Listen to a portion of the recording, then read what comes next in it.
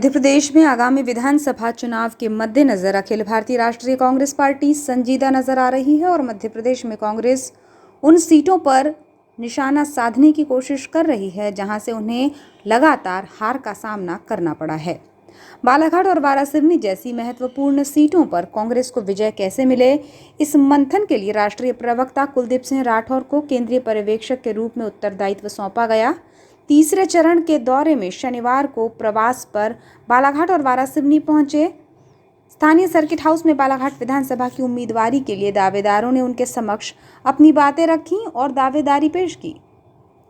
आपको बताएं कि केंद्रीय पर्यवेक्षक के समक्ष बालाघाट विधानसभा के लिए अनुराग चतुर्मोहता, अनुभा मुंजारे, राकेश डहरवाल, मधुसूदन शर्मा, रचना लिल्हारे, सम्राट सरस्वार, राजा लिल्हारे समेत अन्य ने अपने अपने समर्थकों के साथ दावेदारी प्रस्तुत कर उनसे चर्चा की। इसके साथ ही कांग्रेस में गुटबाजी और टकराव भी साफ तौर पर देखने को मिला, जहां कुछ दावेदारों ने टिकट न मिलने पर बगावती तेवर दिखाने की बात भी कही।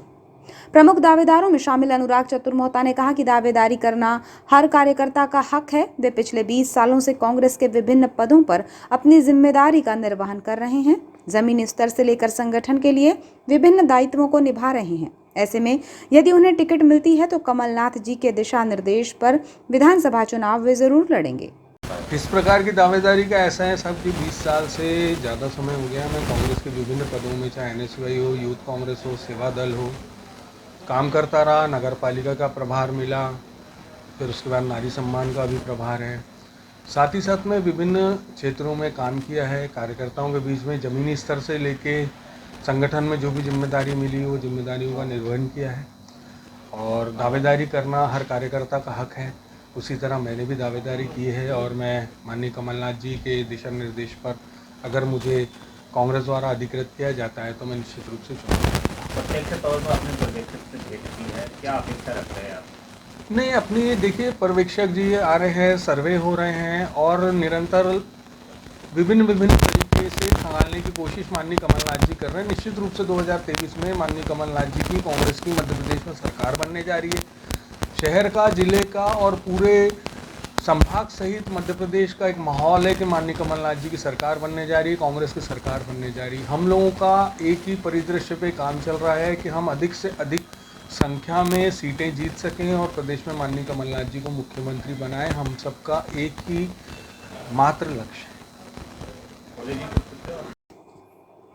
इसी तरह पूर्व जिला पंचायत अध्यक्ष मधुसूदन शर्मा लंबे समय से अपनी दावेदारी प्रस्तुत कर रहे हैं। इसी प्रकार पूर्व जिला पंचायत सदस्य और सभापति राकेश डहरवाल भी वर्ष 2013 से लगातार दावेदारी पेश कर रहे हैं। हर बार उन्हें आश्वासन मिला है। ऐसी स्थिति में पूर्व जिला पंचायत सदस्य राकेश डहरवाल ने कहा कि यदि इस बार मौका नहीं मिला तो वे बगावत करने के लिए बाध्य होंगे। उसी तारतम्य में मैं भी यहाँ पे अपनी विधानसभा की बालाघाट विधानसभा की दावेदारी किया हूँ मैंने यहाँ, क्योंकि मैं भी लाल बर्रा से 2 बार जिला पंचायत सदस्य रहा हूँ, अलग अलग क्षेत्र से रहा हूँ। एक बार श्रीमती रेखा बिसेन जी को पराजित किया हूँ, एक बार जनपद के अध्यक्ष दुलेन ठाकरे जी को पराजित किया हूँ। लगातार मैं प्रतिनिधित्व करते रहा हूँ, सरपंच रहा हूँ, ग्राम का कोऑपरेटिव बैंक का अध्यक्ष रहा हूँ, जनपद सदस्य रहा हूँ। त्रिस्तरीय पंचायत मेरी संपूर्ण हो चुकी। इससे पहले 2013 में भी मैंने टिकट मांगा था। माननीय कमलनाथ जी ने मुझे कहा था कि बोले अभी आपके पास में समय है, अभी आपको अगली बार देखते हैं। लगातार टिकट मैं भी शुरू से 13 से मांगते आ रहा हूँ, लेकिन मुझे भी टिकट आश्वासन दिया गया, टिकट नहीं दी गई। ऐसी स्थिति में यदि इस बार टिकट नहीं मिलती तो निश्चित तौर पे मुझे विरोध करना पड़ेगा और निर्दलीय चुनाव लड़ना पड़ेगा। स्थानीय सर्किट हाउस में लाल बर्रा क्षेत्र से दावेदारी करने पहुंचे मधुसूदन शर्मा ने चर्चा में बताया कि सन 2013 में दावेदारी देने पर प्रदेश स्तर से आश्वासन मिला, जिसके बाद 2018 में फिर आश्वासन मिला और 2023 के लिए अब उन्होंने फिर दावेदारी की है। और पर्यवेक्षक को बताया कि लाल बर्रा क्षेत्र की जनता सामान्य उम्मीदवार को चाहती है और उम्मीदवारी की इंतजार में अब उनकी उम्र भी ज्यादा हो रही है, इसलिए ये बेहतर समय है जब उन्हें कांग्रेस से चुनाव लड़ने के लिए टिकट दिया जाए।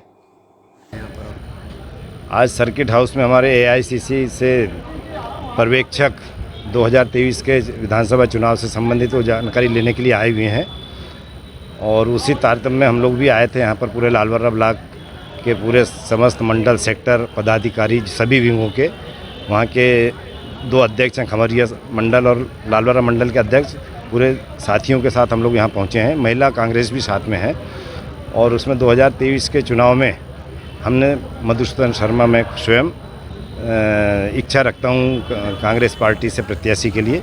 और इसके पूर्व में भी मैंने 2013, 2018 में भी मैंने मांग रखी थी, लेकिन पार्टी का आदेश जैसा हुआ उसको हमने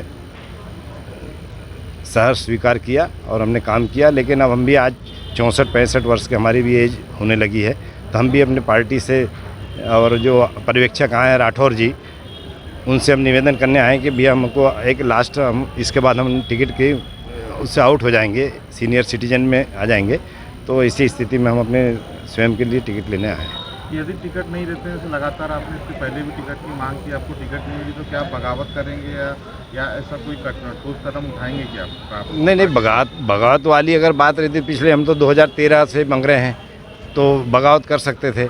2018 में भी भगत जी आए, विश्वेश्वर भगत जी, मैंने अपने मकान में अपने घर से, कार्यालय से कांग्रेस का संचालन कर रहा हूँ पिछले 40 साल से। इस बार भी आपको नहीं दिए तो फिर? नहीं, अगर हमने निवेदन उनसे किया है कि वो हमने उनसे ये बोला है कि हमारी जो क्षेत्र है कंजई से लेके गर्रा तक, नदी के उस तरफ जो कहा जाता है, वह 70% एरिया हमारे उधर के पॉपुलेशन वहाँ से आती है। और पिछले 30 साल नंदकिशोर शर्मा जी के 93 से नंदकिशोर शर्मा जी के बाद से हमारे कांग्रेस के हमारे किसी भी साथी को, मुझे ही नहीं किसी भी साथी को उधर चांस नहीं मिला है।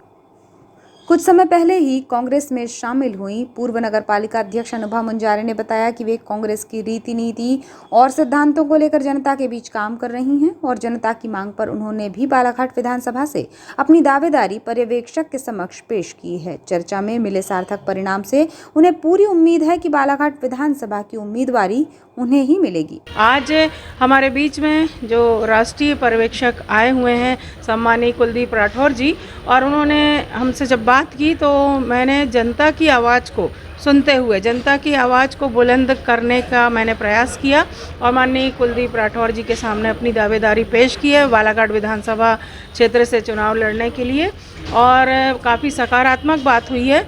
और मुझे जैसा कि अभी पत्रकार वार्ता में भी सम्मानीय राठौर जी ने कहा कि जिसकी छवि अच्छी होगी, जिसका जनाधार होगा, जनता में जिसका भरोसा और विश्वास होगा, उसको उम्मीदवार बनाया जाएगा। तो मुझे पूरा विश्वास है कि मेरे जो पिछले जो कार्यकाल रहा है, अभी लगातार 2013 में भी मैंने काफ़ी अच्छे जनता का आशीर्वाद मैंने प्राप्त किया था, काफ़ी अच्छे वोट मुझे मिले थे, दूसरे नंबर पर मैं थी और बहुत कम अंतर से मेरी हार हुई थी। उसके बाद 2018 में भी मैं सेकंड पोजीशन में ही हूँ और जनता ने काफ़ी अच्छा मुझे आशीर्वाद प्रदान किया था। तो मेरे साथ जो जनाधार जुड़ा है, जो जनता का वोट है मेरे साथ, जनता का आशीर्वाद मेरे साथ जो है, और जिस तरह से मैंने काम पब्लिक में किया है या जो भी मेरी छवि है, मैं नहीं कहती कि मैं अपनी तारीफ़ नहीं करती, पर फिर भी जो कुछ भी मेरी इमेज है पब्लिक में, मुझे विश्वास है कि मुझे कांग्रेस पार्टी और सम्मानीय कमलनाथ जी का आशीर्वाद ज़रूर मिलेगा और मुझे चुनाव लड़ने का अवसर मुझे पार्टी की तरफ से मिलेगा, ऐसा मैं भरोसा रखती हूँ। इस तरह इस फहरिस्त में कुछ और नाम भी शामिल हैं, जिनमें रचना लिल्लारे और राजा लिल्लारे भी अपनी दावेदारी प्रस्तुत कर रहे हैं। हालांकि दावेदारों का जनाधार और लोकप्रियता ही उन्हें टिकट दिलाने में कामयाब हो पाएगी, लेकिन आगामी चुनावों के मद्देनजर कांग्रेस में दावेदारों की कमी नहीं है। सर्किट हाउस में जिला कांग्रेस कमेटी जिलाध्यक्ष, जिला कार्यवाहक जिलाध्यक्ष राजा सोनी, वरिष्ठ नेत्री पुष्पा बिसेन, लांजी विधायक हिना कावरे, पूर्व विधायक मधु भगत, महेंद्र मूल्य, नितिन भोज, रिकाब मिश्रा, सौरभ लोधी समेत अन्य कांग्रेसी मौजूद रहे।